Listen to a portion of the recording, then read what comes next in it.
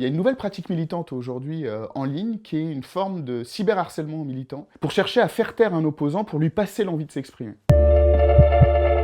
Pour moi, plus jeune, le féminisme, c'était un truc de blanche, quoi. Enfin, voilà. Et avec Internet, j'ai découvert les afroféministes et j'ai pu voir qu'en fait, il y a plusieurs choses auxquelles j'étais exposée. Je ne savais pas forcément que c'était du féminisme, mais il y avait quand même déjà cette idée d'émancipation, de libération des femmes. Sur Internet, il y a énormément de courants militants différents qui ne se réduisent pas juste uniquement à la gauche et la droite. Aussi au sein du militantisme, ça permet de ne pas recourir nécessairement à ces espaces médiatiques très conditionnés pour y accéder, comme la télé, la presse écrite.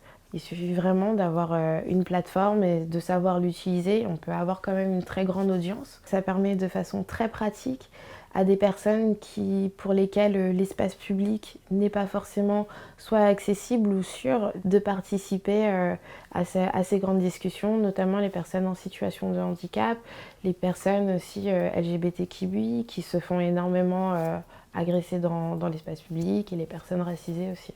Ce qu'on peut dire, c'est que le cyberharcèlement militant, à la base, c'est une pratique qui vient des milieux conservateurs d'extrême droite aux États-Unis, avec cette idée justement qu'on va faire taire des opposants, les défenseurs des droits des minorités ethniques, religieuses, sexuelles, et que ceux qui ont été la cible de ces attaques, aujourd'hui, ont aussi intégré le cyberharcèlement militant comme une forme de répertoire d'action collective, et ont tendance eux aussi à chercher à intimider leurs opposants pour les faire taire. Comme l'espace public physique, les femmes et les minorités en général sont découragées de participer à l'espace numérique. Les auteurs de ces violences intimident les personnes qui souhaiteraient participer, créer d'autres conversations, aussi s'établir et créer des liens sur les réseaux sociaux.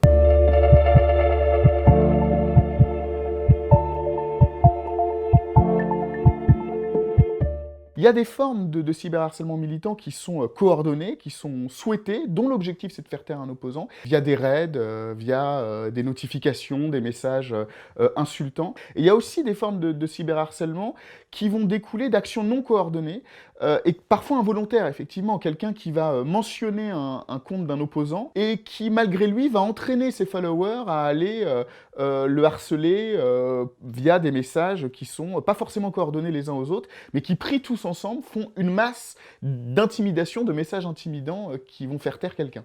Tous ces outils dissuadent et lissent un peu le type de contenu, de propos qui peuvent être tenus sur Internet. Et oui, ça tue des voix et ça empêche les personnes aussi de s'épanouir sur les réseaux sociaux.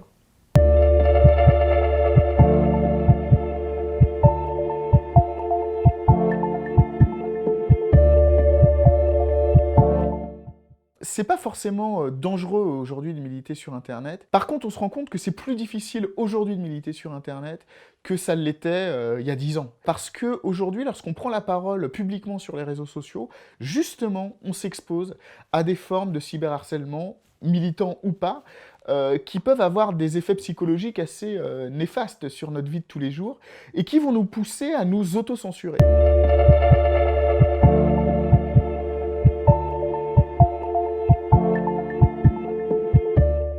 Donc, c'est un risque pour les militants qui vont faire attention à ce qu'ils disent, et c'est un risque pour le public en général qui voit moins d'idées en circulation, qui entend moins d'arguments, et donc ça appauvrit le débat démocratique. Et c'est pour ça que c'est un sujet qui concerne tout le monde aujourd'hui.